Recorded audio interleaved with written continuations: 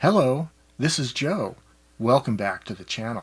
Well, it's been over a week since I put out a video, and the reason why is because I just had on January 17th, I had hip replacement surgery. My left hip, right over here.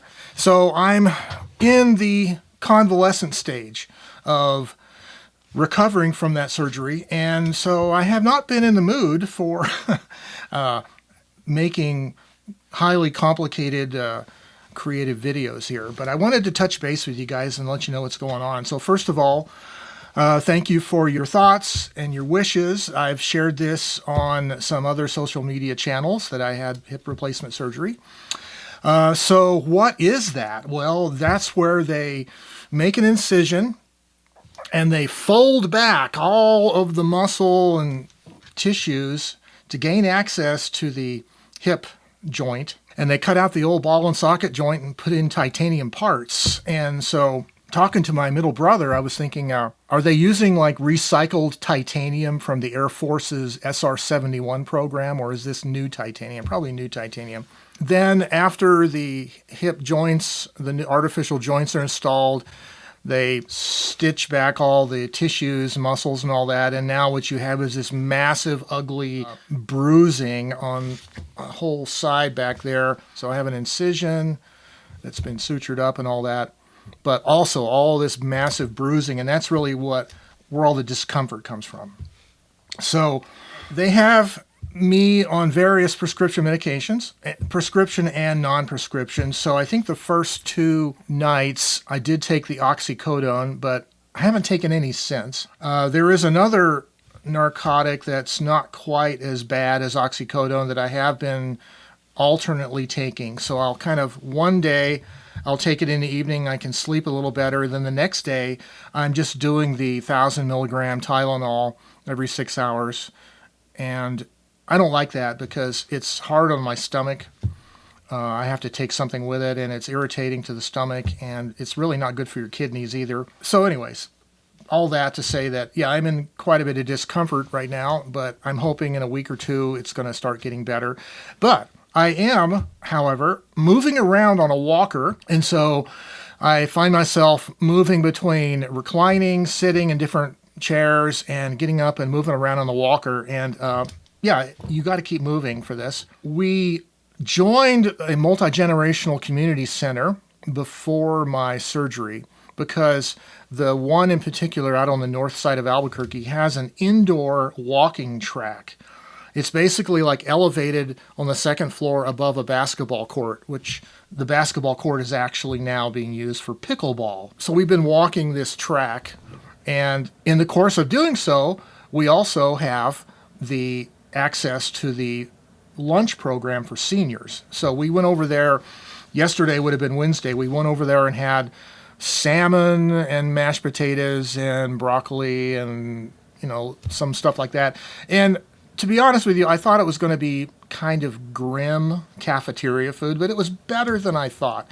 And I also really enjoyed the people that go to the community center. You can tell there are regulars who have been going for years, and they know each other, and it's kind of fun to see that, right? So that's what's been going on with me. I don't know when I'm going to be getting back to regular video production, but I do have a list of a few projects I've been working on, so I want to let you guys know what you can look forward to upcoming here. So first of all, making notes here. This is my master video log. I've done videos before about doing corrections. Typographical errors. So September 2nd, 2024, last autumn, episode 429, typographical errors. So I did cover typographical errors and speaking about the different ways of covering up typographical errors, usually with correction tabs or trying to erase them, correction fluid and all that. But I'm interested these days in approaching typographical errors in terms of using just the typewriter, because there is a member of the typosphere who blogs regularly. His name is Vinny McFeets. He teaches at the UNM campus in Gallup, New Mexico. He's a contemporary of Richard Polt, and he was one of the editors of the Cold Hard Type series of short story collections. What I like about his typecast blogging is that he uses strike-through corrections, and I really like the way he does it. So I've studied some of his blog articles. I've come up with a set of kind of guidelines on how he uses strike-through corrections to make his text readable, presentable, but not have to use cover-up corrections like whiteout or correction tape, correction tabs, whatever. So that's going to be one topic to look forward to, is strike-through corrections, specifically the way Vinnie McFeets does it. And then I have this document hanging off the side here. So as you know, recently I got an SG1 Olympia, and my friend Matthew has an SG3. So another video that we might be doing here is we're going to be comparing the SG1 and the SG3, keeping in mind, of course, that this little table will probably not be able to contain them. I mean, they're big, heavy, and the table might break, to be honest with you. But we're going to try to do a comparison between the two SGs sometime in the future. And also, in my collection, as far as standard typewriters, meaning typewriters that don't have storage cases, I have the SG1, I have the Royal KMM, and I have the IBM Selectric 721. And one of you viewers was asking if we could do a comparison between like the Selectric 721 and the KMM. So these are two totally different kinds of typewriters, electromechanical versus manual standard typewriter. But it would be a kind of a fun comparison because they both have similar kinds of restrictions, the challenges of storing them, et cetera, et cetera. So we're going to do that, looking at my list here. Okay, then we have some repair videos to do. So as you might know, I have a tan Olivetti Studio 44, and it's made in Invria, Italy.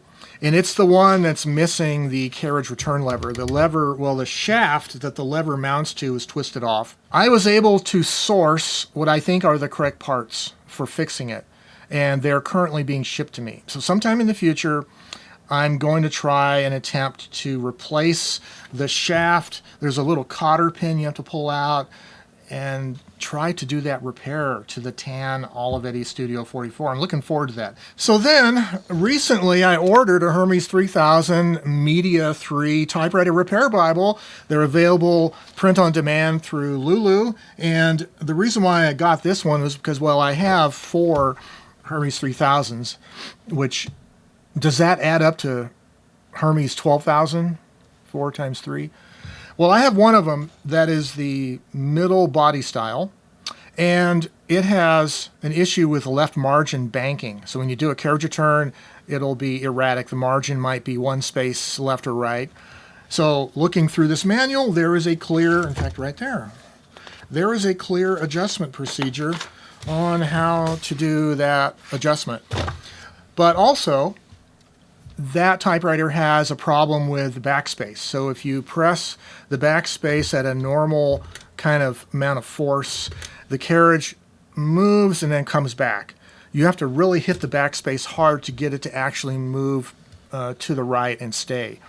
So looking at that adjustment, that is actually going to be involving the escapement. And I've already gone into the escapement on that machine before in order to make the return silencer spring more effective. So it's all about the setup of the escapement. That's going to be those two adjustments. I'm looking forward to getting those fixed. And then also, there is a little bit of shading on some of the characters, I think maybe uppercase characters, so I need to do a little bit of on feet in motion. And this book, of course, explains the proper procedure for that, which I'm looking forward to doing.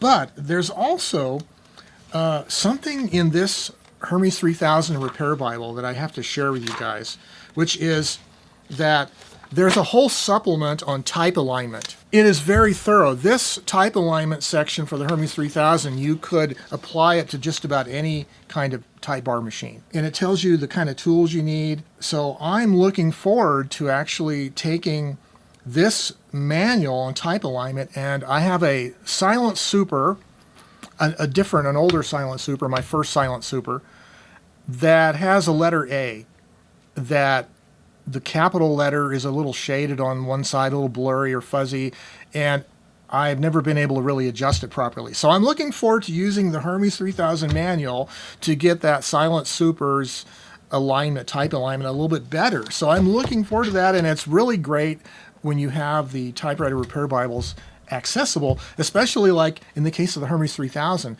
The type alignment section of this book can apply to a lot of different models besides just the Hermes 3000. So a couple other video ideas that I'll share with you that have been on my list for a while.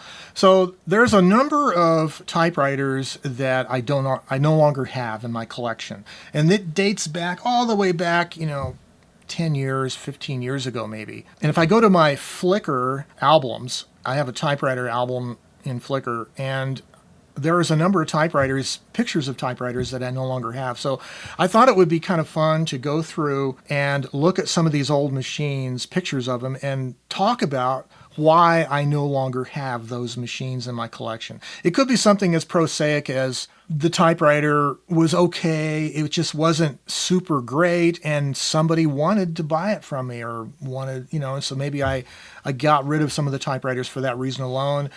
So another idea is I would like to rank the ultra portable typewriters, lightweight, small typewriters, by weight and usability. So the top scoring typewriters in this category would be the lightest typewriter with a minimally acceptable usability factor. For instance, in my case, the Hermes Rocket won't win because it is one of the lightest in my collection, but it has a poor usability factor. And this usability factor will be some kind of a ranking system that I'm going to give it based on my own criteria. So that'll be kind of fun to see what are the minimally acceptable, usable ultra portables by weight and usability of the ones I have in my collection. That might be kind of fun. And I think that kind of a topic tends to attract viewers because newcomers to typewriters, newcomers are always attracted, it seems like, to small typewriters, lightweight typewriters, because it reminds them of, laptop computers and like small, diminutive electronics that we're used to these days. And finally, there's another topic that I wrote down on my list here a while back. It was, do you really need a standard typewriter? Standard meaning the big upright manual typewriters that don't have cases. And the reason why I haven't made a video about this topic is because I kind of covered some of this already in episode 437, which we should probably refer back to, 437. 437, creating on small typewriters. That was done in November 12th, 2024. So, yeah, do you need a standard typewriter? I kind of think I do, at least one. I think there are certain things about standard typewriters that are just so nice to have in terms of their performance. Generally, when they've been properly serviced, they are like no compromise machines, right? The very best of mechanical typewriters. I think everybody should experience that. Well, anyways, these are some of the ideas that are floating around on my little ad hoc lists that I make up of future topics. So hopefully I will be getting back soon enough to making videos, and look forward to those. And as always, I wish you guys the very best in all your creative pursuits, and have a great day and stay creative, everybody. And I'm going to take off this fancy shirt and put my pajamas back on and take a nap.